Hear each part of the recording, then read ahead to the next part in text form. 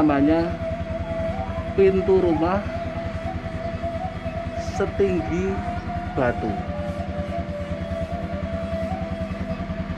Tepat dengan ukuran orang dewasa. Ya, ini namanya setinggi batu. Paham tuh? Saudaraku, ini adalah sebuah waduk atau bendungan di dekatnya Sungai Citarum.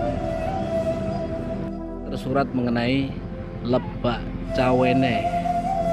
Makna tersurat, bukan yang tersirat ya. Pada pagi hari ini Ana akan membahas tentang konteks Brayan Urip yang bermakna tentang saling menghormati, saling toleransi antara binatang, tumbuh-tumbuhan, dan makhluk lain, di dalamnya makhluk kegoiban.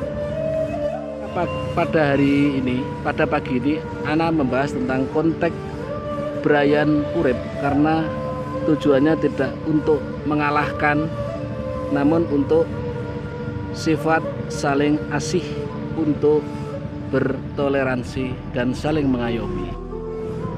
Lalu pertanyaannya, di dalam hati antum, bukankah manusia itu merupakan makhluk yang paling mulia di antara yang lain? Kenapa kita harus bertoleransi kepada makhluk selain manusia? Ini konteksnya untuk saling menghormati, saling mengayomi, dan saling asih. Kalau soal menghamba, khusus kepada Tuhan yang Maha Agung. Paham tuh?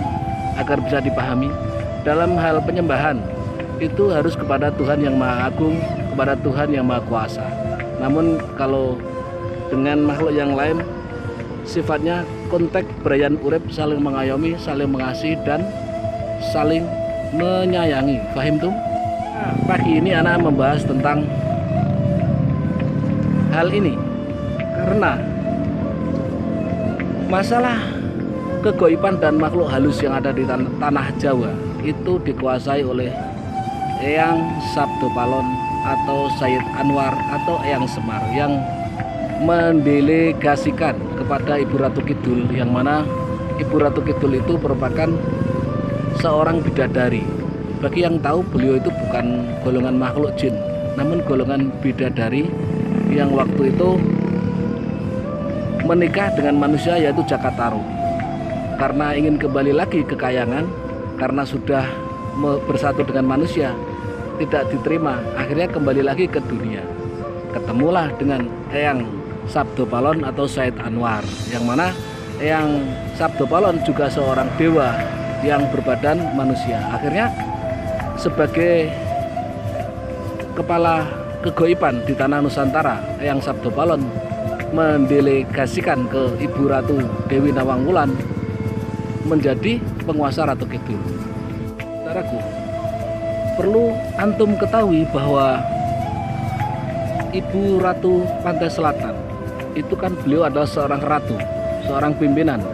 Secara logika tidak akan bertemu dengan sembarang orang. Seorang ratu pasti juga akan bertemu dengan para raja-raja, ratu-ratu, atau calon pemimpin raja. Itu tentunya beliau ingin menemui calon pemimpin ataupun raja itu pun sudah merupakan musyawarah ataupun mufakat dari kegoiban. Jadi jika ada yang sering bertemu mengatakan Ibu Ratu Kidul, saya yakin jika dia bukan seorang pemimpin atau calon pemimpin, itu bukan Ibu Ratu Kidul. Karena logikanya tidaklah mungkin seorang ratu atau raja bertemu dengan sembarang orang, terkecuali orang-orang yang sudah tergaris atau terkodrat. Paham tuh? Ana pagi hari ini berpesan kepada antum yang mempunyai sifat dan tabiat sombong ataupun suka merendahkan sesamamu. Ingatlah, apakah antum sudah kebal dengan gunjaman lahar Merapi atau guyuran air bah, air dari berbagai lautan dan juga letusan dari berbagai gunung-gunung? Itu yang akan ana ingatkan pada pagi hari ini. Karena otomatis orang yang dipilih oleh alam di Nusantara ini pasti dia bisa berinteraksi dengan para leluhur, dengan para kegoiban, dan juga dengan alam. Karena itu sudah terkodrat bahwa pemimpin Nusantara pasti diayomi oleh pengayomnya, yaitu Eyang Sabdopalon atau Eyang Semar atau Said Anwar, yang menguasai berbagai lelembut di tanah Jawa dan juga telah mendelegasikan kepada Ibu Ratu Kidul yang merupakan penguasa dari bangsa lelembut, yang merupakan kerajaan terbesar kegoiban di dunia ini, yaitu di pantai selatan. Paham tum? Tujuan ana menceritakan hal ini agar antum terselamatkan dari perubahan zaman. Jangan sampai antum ditelan oleh perubahan zaman dari zaman Kala Bendu ke zaman Kala Subo. Ini sebagai bentuk realisasi ana, sebagai cinta dan kasih sayang ana kepada antum, saudara-saudaraku semuanya di seluruh jagat raya ini. Semoga penjelasan ana pagi hari ini bermanfaat. Wahai saudaraku yang ana cintai, dimanapun anda berada di seluruh jagat raya ini, tatkala ada seseorang yang mengatakan bahwa dia melihat seseorang yang bisa berinteraksi dengan dunia lain, ataupun dia bisa berinteraksi dengan segala macam kegoiban, lalu dia mengatakan hal seperti itu merupakan syirik, orang musyrik, tidak ada di dalam ajaran agama Islam.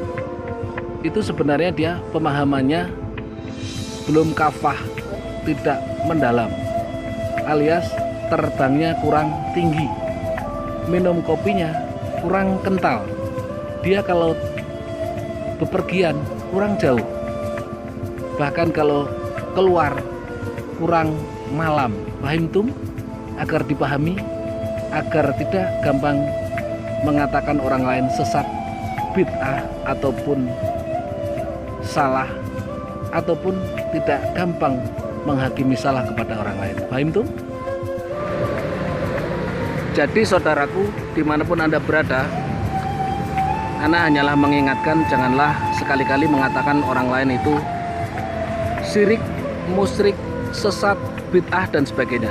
Siapa tahu antum tidak mengetahui hal-hal yang sifatnya sir ataupun rahasia, ataupun dibalik tabir yang mana Allah belum membukakan rahasia itu, ataupun antum belum memasuki makom itu.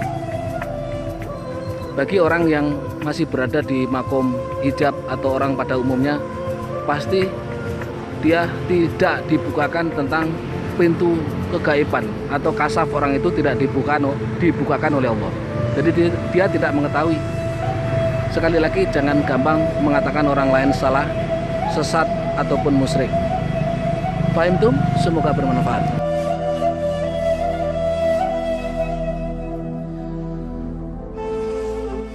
Barakallah. Assalamualaikum warahmatullahi wabarakatuh.